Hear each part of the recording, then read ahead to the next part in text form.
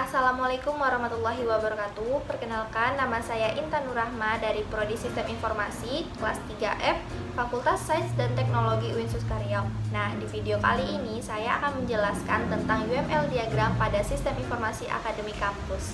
Sebelum masuk ke penjelasan tentang UML diagram pada Sistem Informasi Akademik Kampus, kita perlu tahu dulu apa sih itu UML diagram. Nah, UML diagram adalah diagram yang didasarkan oleh UML atau Unified Modeling Language dengan tujuan mempresentasikan sistem secara visual beserta aktor utamanya, peran, tindakan, atau kelasnya untuk lebih memahami, mengubah, memelihara, atau mendokumentasikan informasi yang ada pada sistem. UML diagram yang akan dijelaskan pada Sistem Informasi Akademik Kampus ada 4, yaitu yang pertama ada use case diagram, yang kedua ada sequence diagram, yang ketiga ada activity diagram, dan yang keempat ada class diagram. Yang pertama ada use case diagram. Sebelum kita masuk ke use case diagram, apa sih itu use case diagram? Oke, use case diagram adalah diagram yang menceritakan apa yang sistem lakukan, menggambarkan apa yang dibuat sistem, menggambarkan fungsionalitas yang diharapkan dari sebuah sistem, dan menggambarkan kebutuhan sistem dari sudut pandang pengguna atau user. Use case diagram pada Sistem Informasi Akademik Kampus ada 4 aktor. Yang pertama ada mahasiswa, yang kedua ada dosen, yang ketiga ada operator, dan yang keempat ada administrator. Nah, aktivitas-aktivitas yang dilakukan oleh para aktor yaitu yang pertama ada aktor mahasiswa.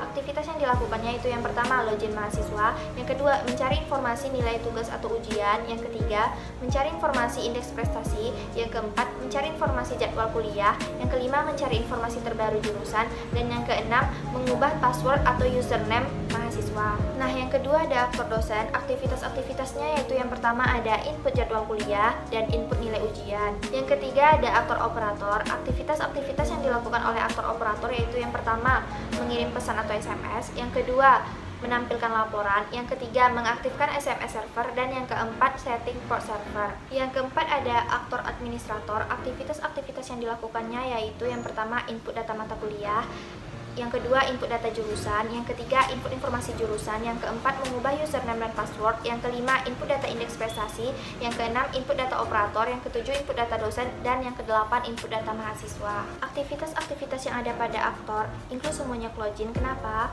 Karena untuk melakukan aktivitas tersebut kita harus login dahulu baru kita bisa melakukan aktivitas-aktivitas tersebut. Diagram UML yang kedua yaitu ada sequence diagram.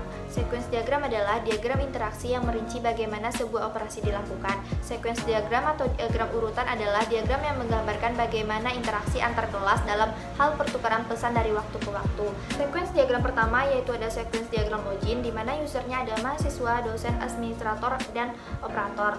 Di mana sequence dari sistem login ini yaitu user masuk atau mengakses ke sistem informasi akademik, kemudian masuk ke form login dan mengakses form login.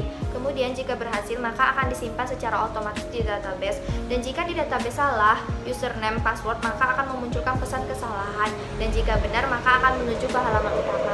Sequence yang kedua yaitu ada sequence diagram jadwal kuliah. Pada sequence diagram jadwal kuliah menjelaskan mengenai proses yang terjadi ketika mahasiswa ingin melihat jadwal kuliah, maka mahasiswa memilih form jadwal kuliah, dan sistem akan menampilkan data jadwal kuliah yang datanya diambil dari database mata kuliah. Sequence diagram ketiga yaitu sequence diagram lihat hasil studi, di mana sequence diagram lihat hasil studi menjelaskan mengenai proses yang terjadi ketika mahasiswa ingin melihat hasil studi. Maka mahasiswa memilih from hasil studi, dan sistem akan menampilkan data hasil studi yang datanya diambil dari database nilai. Sequence diagram yang keempat yaitu ada sequence diagram mengirim SMS atau pesan. Pada sequence diagram ini menjelaskan mengenai proses yang terjadi ketika operator ingin mengirim pesan, maka operator memilih from mengirim pesan, dan sistem akan menampilkan database dan kemudian menampilkan pesan. Data pesan diambil dari database pesan. Setelah menampilkan pesan, operator bisa meng-close database pesan. Sequence diagram yang kelima yaitu sequence diagram menampilkan laporan. Pada sequence ini menjelaskan mengenai proses yang terjadi ketika operator ingin menampilkan laporan. Maka operator memilih from laporan, dan sistem akan menampilkan laporan yang datanya diambil dari database laporan. Sequence diagram yang keenam yaitu sequence diagram jadwal mengajar. Pada sequence ini menjelaskan mengenai proses yang terjadi ketika dosen ingin melihat jadwal mengajar. Sistem akan meload suatu form untuk menampilkan jadwal mengajar yang datanya diambil dari database mata kuliah. Sequence diagram yang ketujuh yaitu ada sequence diagram input nilai. Pada sekuens ini menjelaskan mengenai proses yang terjadi ketika dosen ingin memasukkan nilai mahasiswa. Dosen dapat memilih form input nilai. Setelah itu, sistem akan menampilkan data mahasiswa yang datanya diambil dari database nilai. Setelah data tampil, dosen dapat memasukkan nilai mahasiswa. Sekuens diagram yang ke-8 yaitu sekuens diagram data mahasiswa. Pada sekuens ini menjelaskan mengenai proses yang terjadi ketika admin ingin menginput data mahasiswa. Admin dapat memilih form data mahasiswa. Setelah itu, sistem akan menampilkan data mahasiswa yang datanya diambil dari database mahasiswa. Setelah data mahasiswa tampil, admin dapat memasukkan, mengubah ataupun menghapus data mahasiswa. Sekuens diagram yang ke-9 yaitu sekuens diagram data dosen. Sekuens ini menjelaskan mengenai proses yang terjadi ketika admin ingin menginput data dosen. Admin dapat memilih form data dosen. Setelah itu, sistem akan menampilkan data dosen yang datanya diambil dari database dosen. Setelah database dosen tampil, admin dapat memasukkan, mengubah, ataupun menghapus data dosen tersebut. Sekuens diagram yang ke-10 yaitu sekuens diagram mata kuliah. Pada sekuens ini menjelaskan mengenai proses yang terjadi ketika admin ingin menginput mata kuliah. Admin dapat memilih form mata kuliah. Setelah itu, sistem akan menampilkan data mata kuliah yang datanya diambil dari database mata kuliah. Setelah database mata kuliah tampil, admin dapat memasukkan, mengubah, ataupun menghapus mata kuliah tersebut. Sekuens diagram yang ke-11 yaitu sekuens diagram data operator. Pada sekuens ini menjelaskan mengenai proses yang terjadi ketika admin ingin menginput data operator. Admin dapat memilih form data operator. Setelah itu, sistem akan menampilkan data operator yang datanya diambil dari database operator. Setelah data operator tampil, admin dapat memasukkan, mengubah, ataupun menghapus data operator tersebut. Sekuens diagram yang ke-12 yaitu sekuens diagram data indeks prestasi. Pada sekuens ini menjelaskan mengenai proses yang terjadi ketika admin ingin menginput data indeks prestasi. Admin dapat memilih form indeks data prestasi. Setelah itu, sistem akan menampilkan data indeks prestasi yang datanya diambil dari database indeks prestasi. Setelah data tampil, admin dapat memasukkan indeks prestasi mahasiswa. Nah, UML yang ketiga yaitu ada activity diagram. Sebelum kita masuk ke activity diagram, apa sih itu activity diagram? Nah, activity diagram yaitu rancangan aliran aktivitas atau aliran kerja dalam sebuah sistem yang akan dijalankan. Activity diagram juga digunakan untuk mendefinisikan atau mengelompokkan aliran tampilan dari sistem tersebut. Nah, aktivitas diagram pada sistem informasi akademik kampus yaitu yang pertama ada activity diagram mahasiswa melakukan registrasi. Pada activity ini, mahasiswa dapat memulai dengan melakukan login terlebih dahulu. Setelah itu, sistem akan memvalidasi data dan kemudian sistem akan menampilkan registrasi data dan mahasiswa melakukan registrasi. Kemudian, sistem akan melakukan validasi registrasi dan sistem akan menyimpan data tersebut. Kemudian, mahasiswa dapat keluar dari sistem dan selesai. Activity diagram yang kedua yaitu activity diagram melihat jadwal kuliah.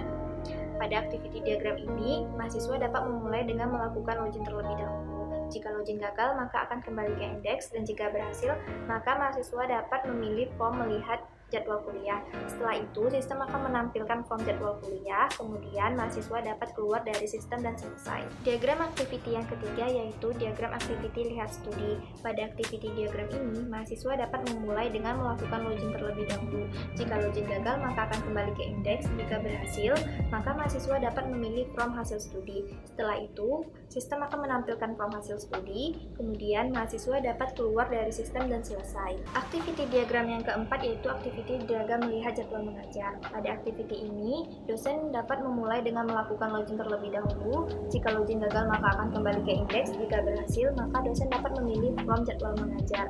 Setelah itu, sistem akan menampilkan form jadwal mengajar, kemudian dosen dapat keluar dari sistem. Activity diagram yang kelima yaitu activity diagram nilai. Pada activity diagram ini, dosen dapat memulai dengan melakukan login terlebih dahulu.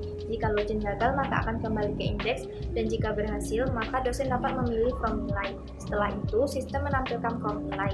Kemudian, dosen bisa memasukkan nilai mahasiswa.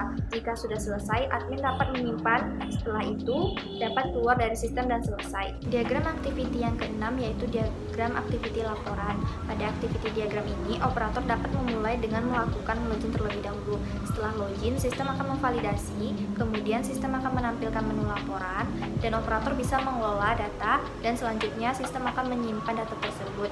Kemudian operator dapat keluar dari sistem dan selesai. Activity diagram yang ketujuh yaitu activity diagram nilai. Pada activity diagram ini, admin dapat memulai dengan melakukan login terlebih dahulu. Jika gagal, maka sistem akan kembali ke indeks. Jika berhasil, maka admin dapat memilih form nilai. Setelah itu, sistem menampilkan form nilai, kemudian admin bisa mengelola nilai seperti mengedit atau memasukkan nilai. Jika sudah selesai, admin dapat menyimpan data tersebut. Setelah itu dapat keluar dari sistem dan selesai. Activity diagram yang ke-8 yaitu activity diagram data dosen. Pada activity ini, admin dapat memulai dengan melakukan login terlebih dahulu. Jika login gagal, maka akan kembali ke indeks. Jika login berhasil, maka admin dapat memilih from data dosen. Setelah itu, sistem akan menampilkan data dosen. Kemudian, admin bisa mengelola data seperti mengedit, mendelete, ataupun memasukkan data. Jika sudah selesai, admin dapat menyimpan data dosen tersebut yang telah dikelola, dan sistem akan menampilkan data yang telah dikelola. Setelah itu, dapat keluar dari sistem dan selesai. Activity diagram yang ke-9 yaitu activity diagram data mahasiswa. Pada activity ini, admin dapat memulai dengan melakukan login terlebih dahulu. Jika login gagal, maka akan kembali ke indeks. Jika login berhasil, maka admin dapat memilih from data mahasiswa. Setelah itu, sistem menampilkan from data mahasiswa. Kemudian, admin bisa mengolah data mahasiswa seperti mengedit, mendelete, ataupun memasukkan. Jika sudah selesai, admin dapat menyimpan dan kemudian admin dapat keluar dari sistem. Activity diagram yang ke-10 yaitu activity diagram data mata kuliah. Pada activity ini, admin dapat melakukan login terlebih dahulu. Jika login gagal, maka akan kembali ke indeks. Jika login berhasil, maka admin dapat memilih from data mata kuliah. Setelah itu, sistem akan menampilkan data mata kuliah dan kemudian admin bisa mengolah data mata kuliah seperti mengedit, mendelete, ataupun memasukkan data. Jika sudah selesai, admin dapat menyimpan data tersebut. Setelah itu, admin dapat keluar dari sistem dan selesai. Activity diagram yang ke-11 yaitu activity diagram indeks prestasi. Pada activity ini, admin dapat memulai dengan melakukan login terlebih dahulu. Jika login gagal, maka akan kembali ke indeks, dan jika login berhasil, maka admin bisa memilih from indeks prestasi. Setelah itu, sistem menampilkan from indeks prestasi, kemudian admin bisa memasukkan indeks prestasi mahasiswa. Jika sudah selesai, admin dapat menyimpan. Setelah itu, admin dapat keluar dari sistem dan selesai. UML yang keempat yaitu ada kelas diagram. Sebelum kita masuk ke kelas diagram, apa sih itu kelas diagram? Nah, kelas diagram adalah jenis diagram struktur statis yang menggambarkan struktur suatu sistem dengan menunjukkan kelas sistem atributnya, operasi atau metode dengan dihubungkan antar objek. Kelas diagram pada sistem informasi akademik kampus yaitu terdiri dari yang pertama kelas mahasiswa, yang kedua kelas operator, yang ketiga kelas admin, yang keempat kelas mata kuliah, dan yang kelima kelas dosen. Nah, pada kelas mahasiswa memiliki atribut yaitu yang pertama ID mahasiswa, nama mahasiswa, NIM mahasiswa, password mahasiswa, jenis kelamin, tempat tanggal lahir, telepon, asal, dan semester.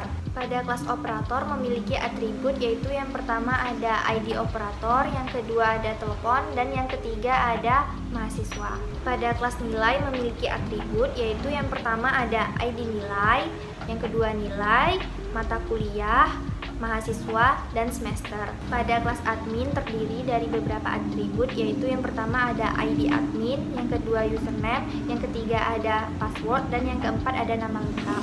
Pada kelas mata kuliah terdiri dari beberapa atribut yaitu yang pertama ada ID mata kuliah, nama mata kuliah, kode mata kuliah, SKS, hari, jam, dosen, dan mahasiswa.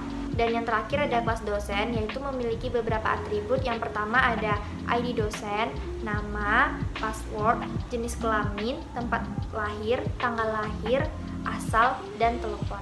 Baiklah, sekian penjelasan mengenai UML diagram pada sistem informasi akademik kampus. Apabila ada kekurangan dan kesalahan, saya mohon maaf. Terima kasih. Wassalamualaikum warahmatullahi wabarakatuh.